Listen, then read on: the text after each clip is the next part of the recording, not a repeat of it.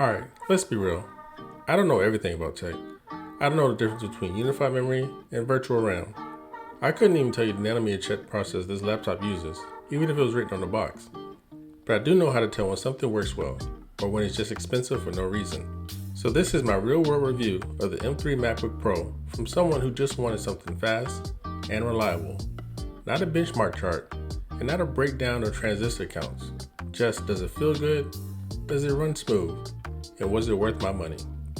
So let me tell you how it all started. My last MacBook was a 2016. I actually got it from my school for college purposes. But after a while, Apple stops updating their laptops. And I was right at that 8-year mark where they traditionally like to stop updating older devices. And they had just came out with new M series laptops. So I have been waiting for the right moment. And right at that cutoff where they stopped updating my laptop is when they came out with the new black or space black MacBook Pro. It was the perfect time to upgrade. My old device was laggy, struggling with multiple tabs open, and overheating when editing YouTube videos or even just watching things in 4K. Now in all honesty, I could continue to use my old laptop. At one point, honestly, I started using my iPad more than I did my MacBook, which that's a topic for another video because the iPad is actually my favorite device ever. But there's only certain things that an iPad can do, and there's certain things that a computer is better for. So having a MacBook, especially since I started making more videos on YouTube, was much more of a necessary purchase for me. Now I admit, I was a little bit nervous and there was some hesitation to spend $24.99 on a laptop. That's not small money. And I wasn't even sure if I really needed the laptop that much. I more so just wanted it. But I decided to go through it because I live by the theory, just buy it, and if you're unsure if you want it, just sit on it for a little bit. Sit on it for a couple days, and if you truly come to your senses and say, you know what, I don't need it, just take it back. But if you have that urge to just open up and just use it and you convince yourself that you really do need this or want this, go ahead and open it. You have it right there. All the big tech YouTubers said it was the most powerful MacBook ever, which ended up being true. Now this isn't an unboxing video because technically I've had this laptop for about 1.5 years now. But I could describe the unboxing experience. And when I opened it, I just remember thinking to myself, just like Apple always does, they make the experience feel premium. The look, the feel, the weight. Speaking of weight, this computer's got some beef to it. You can hold it with one hand, but it does have a little bit of size to it. That just goes to show you how much power is built into this thing. And I can also tell you, first-hand experience, that Apple laptops are built with quality. Let me just share a short little story with you. Back when I first joined the military, I had my very first MacBook. And I remember I was stationed near home. My mom let me use her vehicle to travel back and forth from base to go visit at home. And I remember loading up the car one day to go home for the weekend, and I set my laptop on top of the truck, loaded everything into the vehicle, got into the car, and drove off. Now here's where things get more interesting. I didn't even realize that I didn't have my laptop with me. I actually got a phone call from somebody who had my laptop, retrieved it, and was able to get my phone number off of it somehow. I think on the main screen is a way that you can contact the user. Anyways, they was able to contact me, call me, and I went and go pick it up. I was almost panicking at this point because that was an expensive laptop and I hadn't had it for very long. Rushed to go retrieve my laptop, thanked the person, and I came back home to my mom's.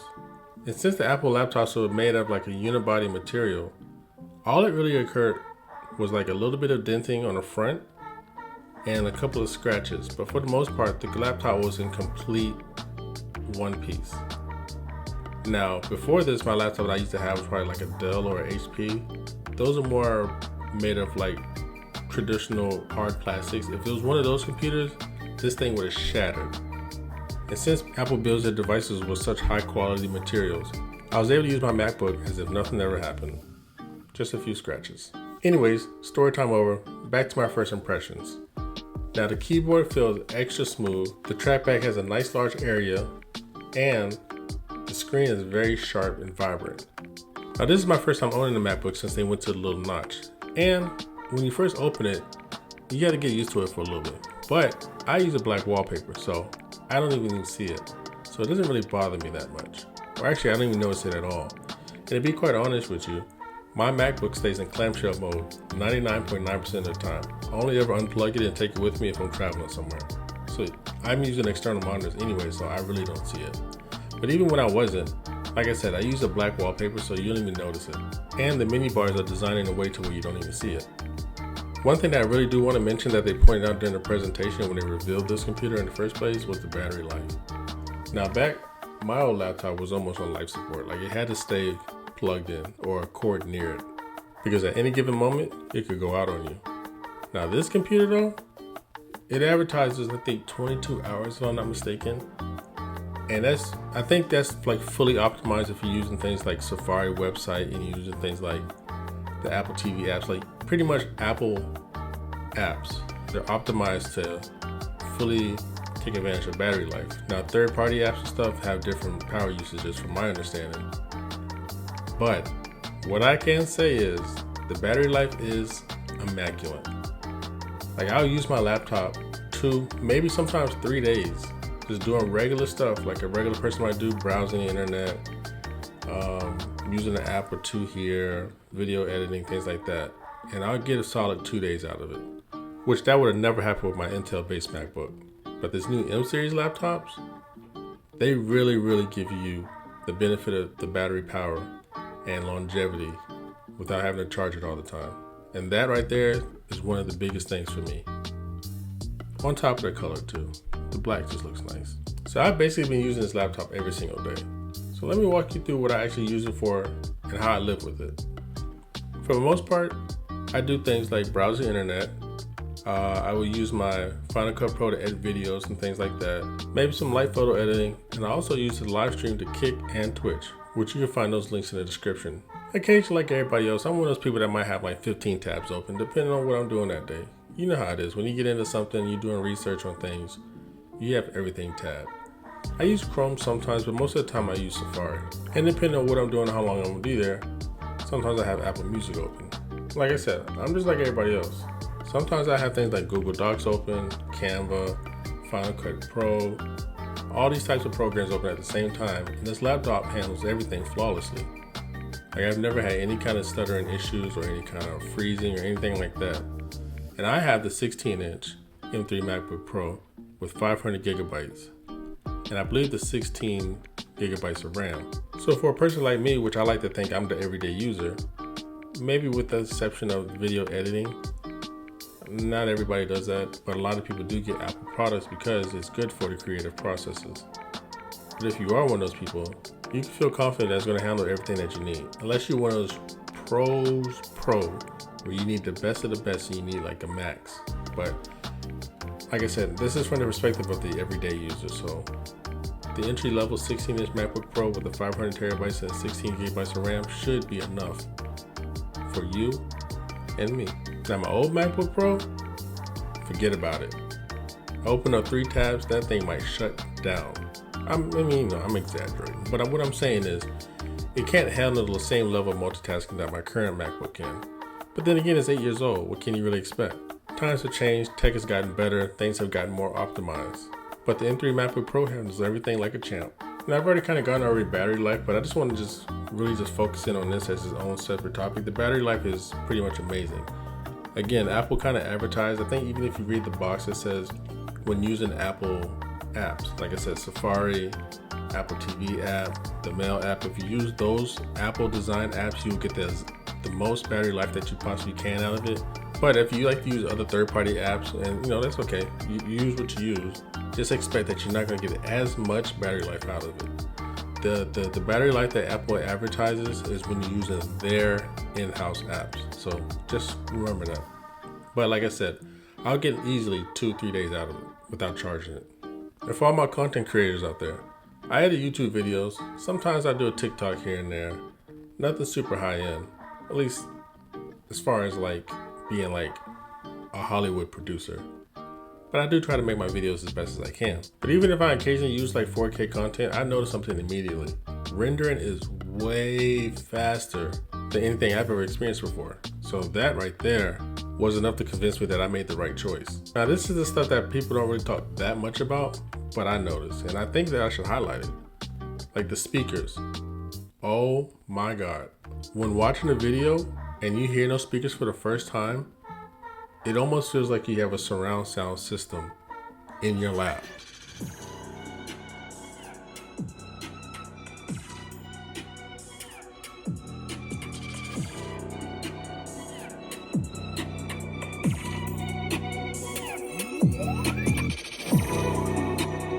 base is just, I don't know how to explain it, but like it really stands out. So if you go from one laptop and you come to this computer and you listen to it, you can instantly tell the difference in the bass and the quality of the audio.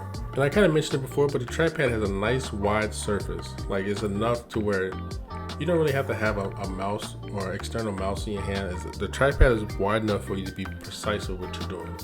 And that is something I really like, because my old laptop, the trackpad was so small. Like you had no room to like really like maneuver the way you wanted to. And then the noise, like there's no noise. Like the fan, like it's almost creepy. Like it's that low key. Like you hear nothing, which is fantastic. But they really nailed that. Okay, so now I want to talk about the things that I didn't really love.